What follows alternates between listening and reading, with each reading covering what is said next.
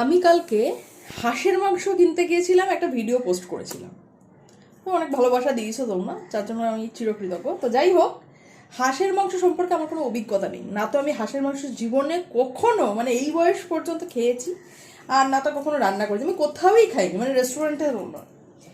তো ওই পার্থ ওদের সঙ্গে গিয়েছিলাম আর কি, তো কাকিমাই আর কি রান্না বান্না করেছে, তা আমাকে আজকে পাঠিয়ে দিয়েছে। কালকে অনেকটা লেট হয়ে গিয়েছিল মাংসটা আনতে, যার জন্য কালকে রান্নাটা করা হয়নি।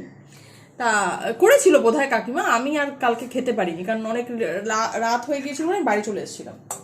তারপর তোমরা অনেকেই আমাকে এটা কমেন্ট করেছো যে হাঁসের মাংস প্রচণ্ড শক্ত হয় আর কি খেতে, তো এটা যখনই খাবে তোমরা গরম করে খাবে, মানে এটা আমাকে লিখেছিল, ইনবক্সেও অনেকে লিখেছে। তো এই হলো হাঁসের মাংস, যেটা কাকি আমাকে রান্না করে পাঠিয়েছে, সেটা এখন আমি একটু গরম করব। এখন বাজে তোমার দুপুর 2টো, আমি এটাকে এখন একটু গরম করে নিই, তাহলে একটু রসিয়ে কষিয়ে আর কি খাওয়া যাবে। আর যেহেতু মানে এটা আমি ফার্স্ট টাইম আর কি ট্রাই করবো, তো আমি একটু ভীষণভাবে একটু এক্সাইটেড বিষয়টা নিয়ে।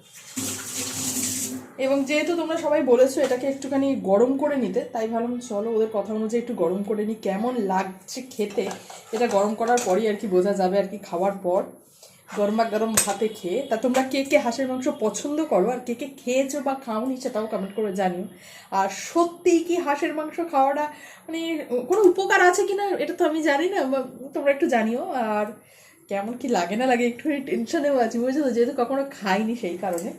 তো যাই হোক, খেয়ে আবার তোমাদের একটুখানি রিভিউ দেবো যে কাকি কেমন রান্না করেছে আর আমিও বা কেমন খেলাম। তো এই যে হচ্ছে গরম করছি, দেখো দেখতে পাচ্ছ কিনা জানি না, কারণ এখানে একটু অন্ধকার অন্ধকার আসছে।